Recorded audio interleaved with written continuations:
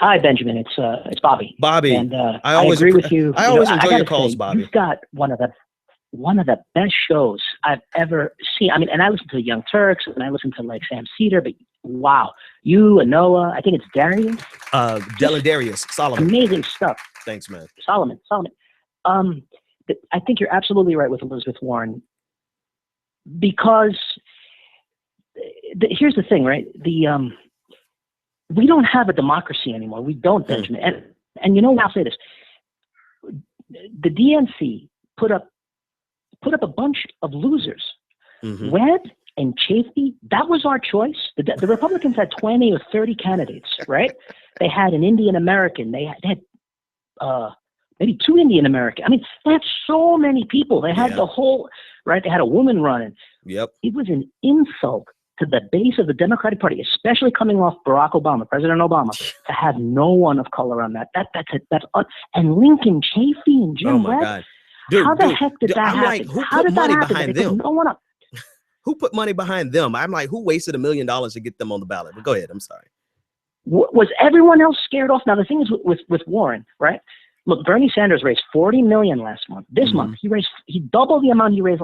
This is not a small movement. This is not pocket change. He's not fringe. And I keep on saying this to people I know. It's not about Bernie Sanders. It's saying this is a man who has been fighting for the middle class for 40 years, right? More than that. Right on. Doesn't have corporate money, isn't worth $100 million. He's not willing to stand up to the banks, the media, the Democratic establishment, and the Republican establishment. Right.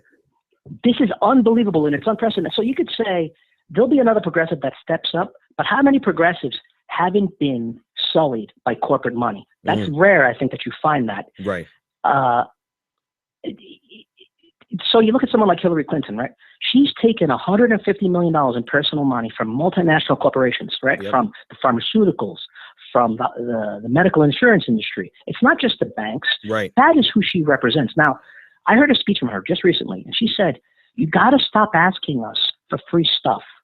And I'm like, who are you? What kind of talking point is that? That's a Republican talking point. She's going to talk about the debt next or the deficit.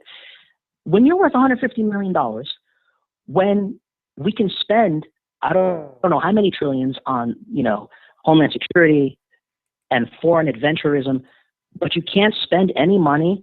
I think these stats you may have to double check, but I think in the African American community, 40-something% of children are in poverty. And in the Caucasian community, it's 30-something% of American children. When Bernie Sanders says we have more children in poverty than any other country in the world, industrialized country, that's not a fact. He's not stretching the truth. That is disgusting. Yeah. We can't even take care of our own, but it's all about enriching the billionaire class, right? So that they were already worth trillions, and now they're worth even more trillions combined. I fear that this is becoming irreversible. What's happening right now, and the Democratic Party only putting up 5 people. 5 people. 5 people. Bernie Sanders was never supposed to catch fire, right? That's an insult. I agree with you 100%, man. Thanks so much for the call. It's always a pleasure when you call in. I agree with you 100%. It's an insult to. This was the most pathetic group. Save, you only had 2 dynamic people in this group, right? Like or hate her, Hillary Clinton is dynamic.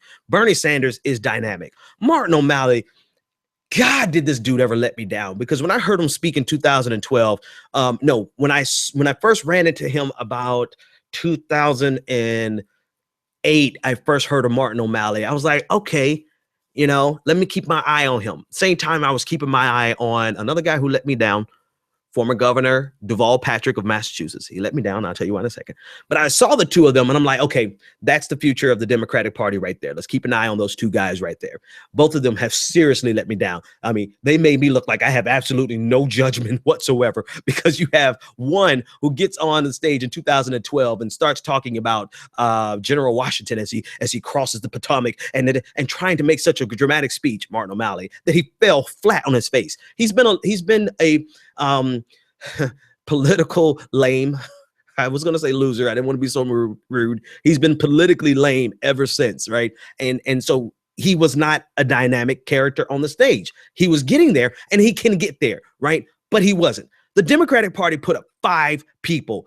3 of the 5 were whack. And I don't understand who put money behind them.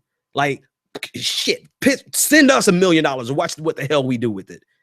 But anyway, and we only had two people really to choose from, which is Hillary Clinton and Bernie Sanders. And that's an indictment against not progressives, but against the Democratic establishment. That's the way they wanted it. They're scaring off everybody they could, when this could have easily been a season to energize, right? To energize the base. And they don't want that, because the more people, there is a correlation between the turnout and the performance of Hillary Clinton. But it's not what you think. There's an inverse correlation between the turnout and Hillary Clinton's performance. In other words, the more people who show up, the worse Hillary Clinton does. There is a direct correlation between Bernie Sanders' performance and voter turnout. The more people who turn out, the better Bernie Sanders does.